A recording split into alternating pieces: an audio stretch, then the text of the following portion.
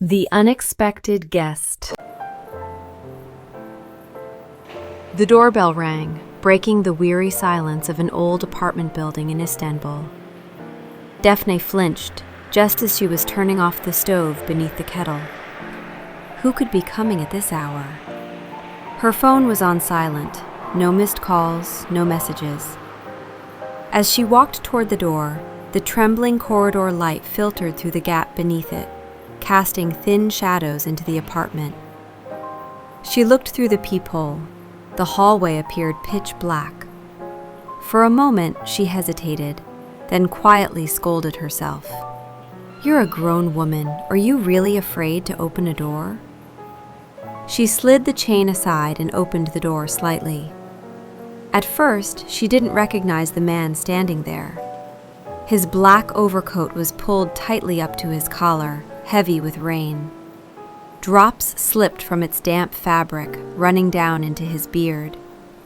His glasses were fogged, his hair disheveled.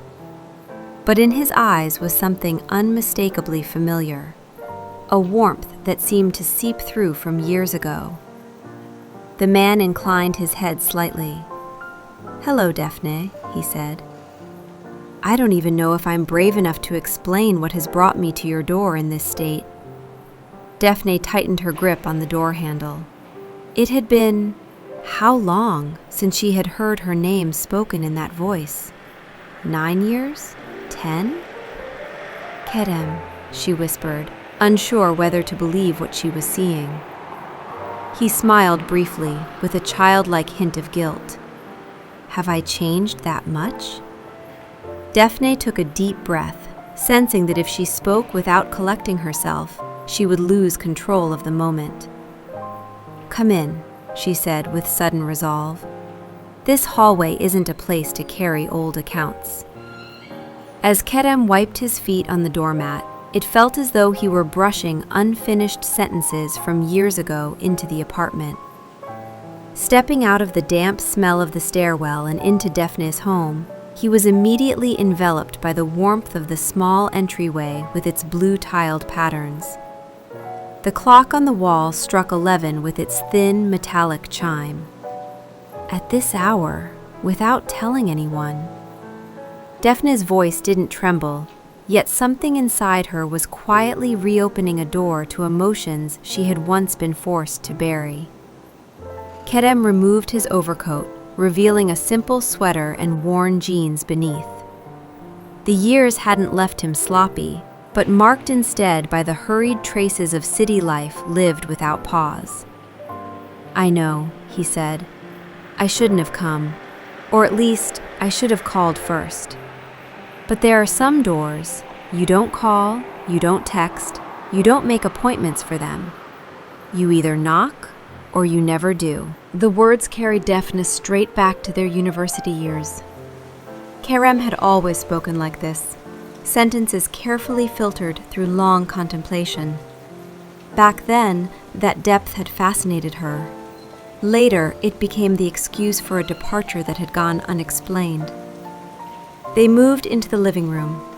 Daphne gathered a few books from the coffee table and set them aside. "Don't sit there soaking wet," she said out of habit. "Take the chair by the window. It's warmer by the radiator." Kerem sat near the window. Beyond the glass, between tightly packed buildings, a sliver of the Bosphorus was visible, the deep navy of night carrying the distant light of a passing ship. "So you can still see the sea from here," he said quietly. "You always wanted to live close to water." Daphne smiled as she poured tea in the kitchen. "I always wanted to live close to words and to water. One drowned me, the other saved me. I still can't quite tell which is which." Kerem didn't respond. The sentence wasn't seeking explanation. It carried the heavy fatigue of something long endured. Daphne returned with steaming mugs of tea that smelled faintly of salep. As she set them down, she noticed her hands weren't shaking and was surprised by it. Perhaps time really did soften certain tremors. "So," she said, settling into the chair opposite him, crossing her legs.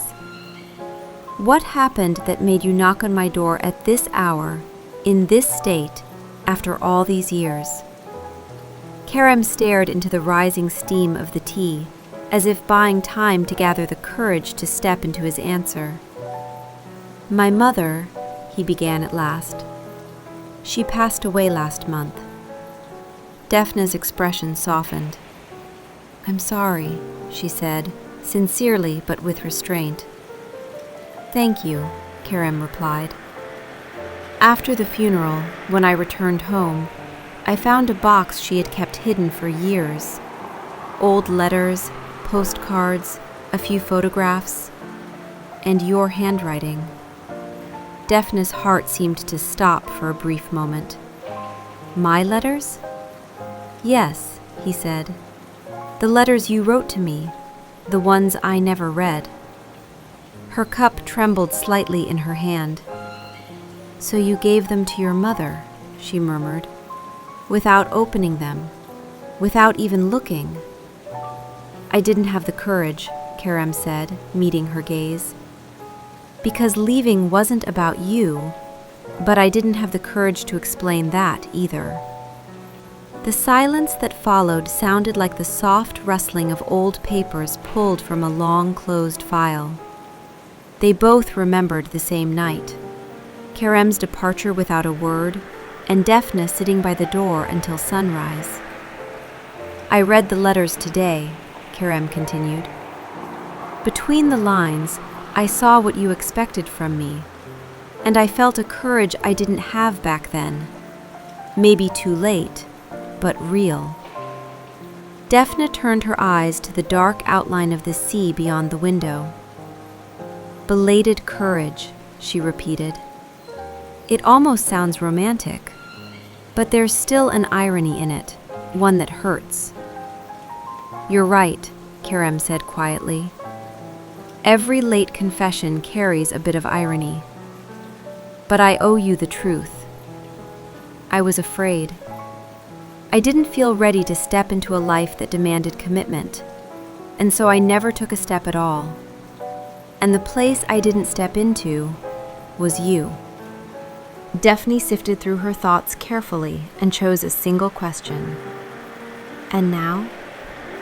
Kerem removed his glasses and set them on the edge of the table. Fine lines framed his eyes, the marks of years that had finally taught him something. Now, he said slowly, I chose to come without asking for anything, not as the man who left, but as someone who has faced himself. I don't expect forgiveness. I probably don't deserve it. But leaving this story unfinished, especially the part involving you, started to feel unfair.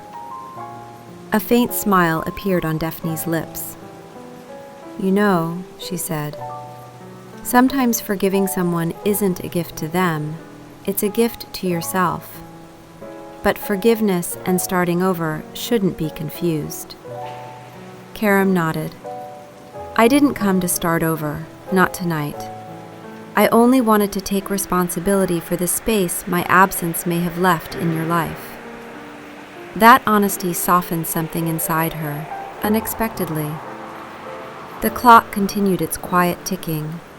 Outside, a distant ship's horn echoed across the water.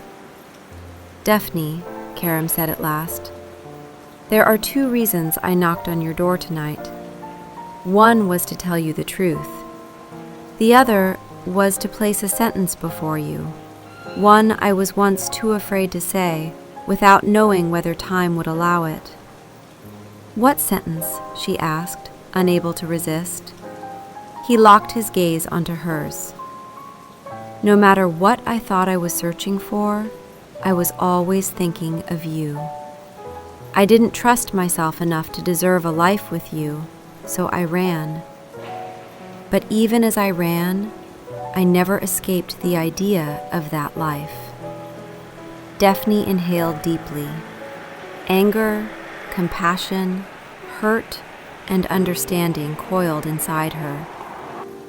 Kerem, she said gently but firmly, Every late confession carries a hidden gift.